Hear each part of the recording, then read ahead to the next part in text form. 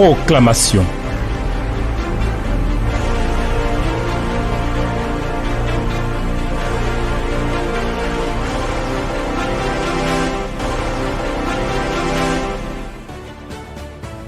Seigneur, je voudrais te donner la louange, l'honneur et la gloire qui ne sont dus qu'à toi seul.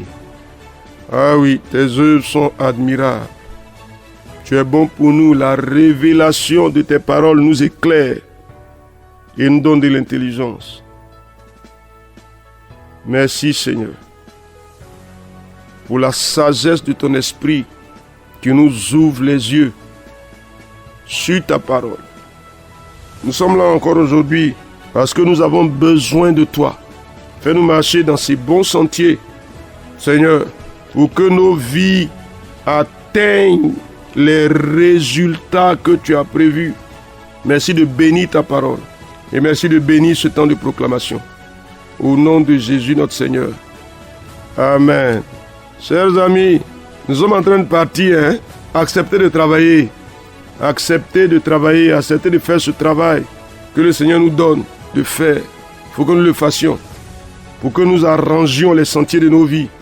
Pour que nous nous rétablissions nous-mêmes. Que nous nous repositionnions. Pour que la bénédiction soit entière. Qu'elle soit authentique. Pas de fausse bénédiction. Non.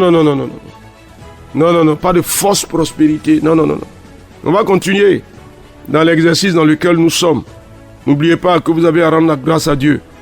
N'oubliez pas que vous avez une offrande à faire, une offrande de reconnaissance pour louer Dieu. N'oubliez pas. Je vous invite à aller avec moi aujourd'hui dans Actes chapitre 7. Nous allons lire le verset 43 jusqu'au verset 60. Actes chapitre 7, verset 43 au verset 60. Voici ce qui est écrit. Vous avez porté la tente de Moloch et l'étoile du Dieu rampant. Ces images que vous avez faites pour les adorer. Aussi vous transporterai-je au-delà de Babylone. Nos pères avaient au désert le tabernacle du témoignage, comme l'avait ordonné celui qui dit à Moïse de le faire d'après le modèle qu'il avait vu. Et nos pères, l'ayant reçu, l'introduisirent sous la conduite de Josué dans le pays qui était possédé par les nations que Dieu chassa devant eux. Et il y resta jusqu'au jour de David. David trouva grâce devant Dieu et demanda d'élever une demeure pour le Dieu de Jacob. Et ce fut Salomon qui lui bâtit une maison. Mais le Très-Haut n'habite pas dans ce qui est fait de main d'homme, comme dit le prophète. Le ciel est son trône et la terre son marchepied. Quelle maison me bâtirez-vous, dit le Seigneur, ou quel sera le lieu de mon repos? N'est-ce pas ma main qui a fait toutes ces choses? Homme au cou raide, incirconcis de cœur et d'oreille, vous vous opposez toujours au Saint-Esprit. Ce que vos pères ont été, vous l'êtes aussi. Lequel des prophètes vos pères n'ont-ils pas persécuté? Ils ont tué ceux qui annonçaient davantage la venue du juste que vous avez livré maintenant et dont vous avez été les meurtriers.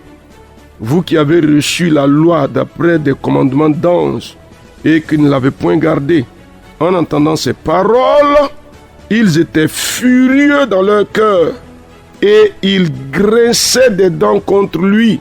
Mais Étienne, rempli du Saint-Esprit et fixant les regards vers le ciel, vit la gloire de Dieu et Jésus debout à la droite de Dieu. Et il dit, voici, je vois les cieux ouverts et le Fils de l'homme debout à la droite de Dieu. Il poussait alors de grands cris en se bouchant les oreilles. Et ils se précipitaient tous ensemble sur lui, le traînaient hors de la ville et le lapidaient. Les témoins déposaient leurs vêtements aux pieds d'un jeune homme nommé Saul. Et ils lapidaient Étienne, qui priait et disait, Seigneur Jésus, reçois mon esprit. Puis, s'étant mis à genoux, il s'écria d'une voix forte, Seigneur, ne leur impute pas ce péché. Et après cela, il s'endormit. Amen.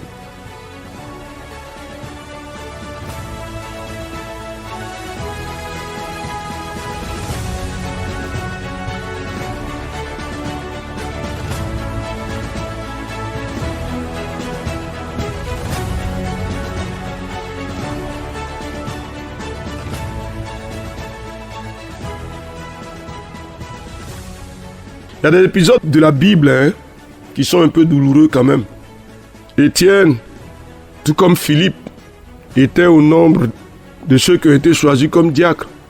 Mais il transportait une onction véritable, puissante, au point d'accomplir des miracles.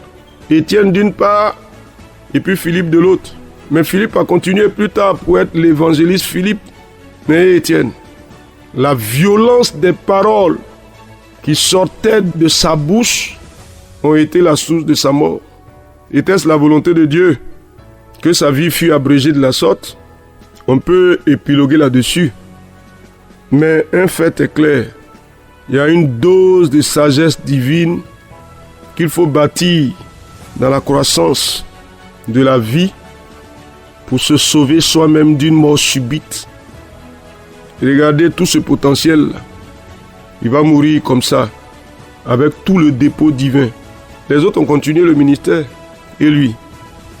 Cher ami, cette deuxième fois encore, on va dire que ma destinée divine ne sera pas interrompue. Non. Cette fois, on va dire que je ne serai pas livré à la mort par les mains de ceux qui s'opposent à moi. Non. Parce que les oppositions ne finiront pas. Les gens s'opposeront toujours à nous dans le ministère. Mais je dis au nom de Jésus-Christ, je ne serai pas livré à la mort par les mains de ceux qui s'opposent à moi dans le ministère, au nom de Jésus-Christ. Si tu es serviteur, tu es servant de Dieu, il faut le dire. Il faut le dire. Seigneur, je déclare au nom de Jésus-Christ, ma vie ne sera pas abrégée par les mains de ceux que mon ministère dérange. Cher ami, il faut le déclarer.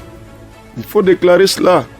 Ceux que ma vie dérange, leurs mains ne seront pas la source de ma mort au nom de Jésus-Christ. Il y a des gens, ils ont pris des pierres, ils l'ont lapidé, il est mort de façon atroce. Non, je ne suis pas d'accord avec ça. Ça ne m'arrive pas. Et ça n'arrive à personne de ma maison. Non. Cher ami, qu'est-ce que tu dis? Peut-être que c'est dans le ministère, peut-être que c'est dans le travail, peut-être que c'est dans l'entreprise où tu travailles. Il y a toujours des gens qui seront dérangés par ta position, par ta progression, par la grâce que Dieu manifeste sur ta vie.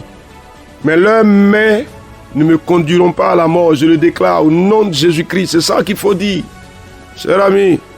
Ah oui, si Dieu nous ouvre les yeux pour que nous voyions les oppositions qui travaillent contre nous, mais on sera étonné.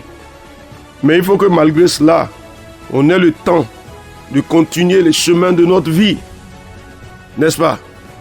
Alors, quand nous regardons le cas spécifique d'Étienne, vous voyez bien, hein? Étienne est en train de parler. Il insulte les gens même. Homme au cou raide, incirconcis de cœur et d'oreille. Vous vous opposez toujours au Saint-Esprit. Et puis regardez, en entendant ces paroles, ils étaient furieux dans leur cœur. Et ils grinçaient des dents. Tu sais que ça chauffait. Hein? Mes chers amis, toi-même, il faut dire, Seigneur, je refuse que mes paroles soient des épées qui transpercent le cœur. Je refuse ça. Que mes paroles provoquent la colère. Je refuse ça. Cher ami, je refuse ça. Non, il faut refuser ça. Je refuse que mes paroles provoquent une colère meurtrière. Je refuse ça. Donc ça veut dire quoi? Il y a une dose de sagesse divine pour dire les choses, même difficiles, les dire de manière à ce que même la personne la plus réfractaire puisse la recevoir. Cher ami, il y a un enjeu important. Conserver la vie pour accomplir le ministère. Ah oui. Alors je veux que tu le dises pour toi-même, Seigneur, tu te révèles à moi et tu m'ouvres les yeux sur les défaillances de ma manière de parler. Cher ami, s'il te plaît. Il n'y a pas de raison de se taper la poitrine pour être comme un propre juge qui se justifie dans tout ce qu'il fait. Cher ami, Seigneur, tu ouvres mes yeux sur ma manière de parler qui ne convient pas. Ensuite, Seigneur, tu m'apportes une dose de sagesse pour que je sache dire les choses. Cher ami, tu peux insulter quelqu'un, hein? Un peu comme on le dit, et puis il va sourire. Parce que la manière de dire ça Ah oui. Est-ce que tes paroles conduiront les gens au salut ou à la colère?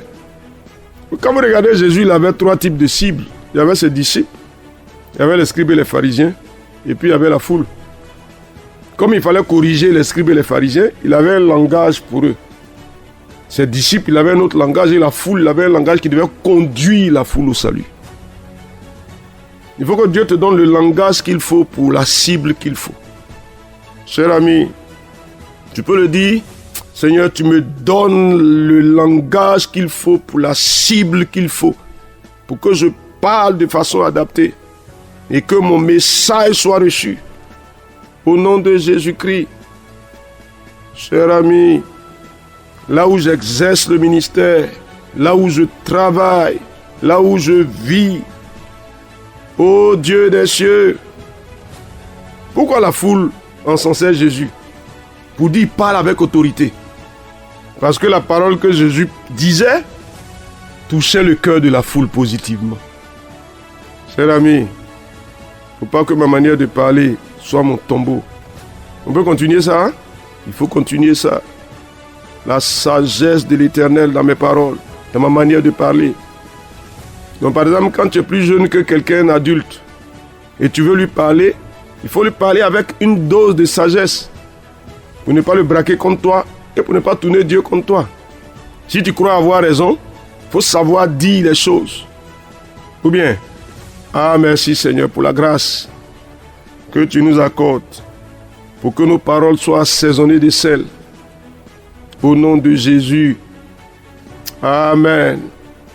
N'oubliez pas, le temps dans lequel nous sommes est un temps important. Nous avons parlé aujourd'hui avec Actes chapitre 7, versets 43 à 60. Attention aux paroles qui sortent de nos bouches. Elles doivent être assaisonnées de sel pour que ces paroles-là soient une source de bénédiction et non un motif de mort. Grâce abondante et paix, pleine paix sur vous, au nom de Jésus. Amen.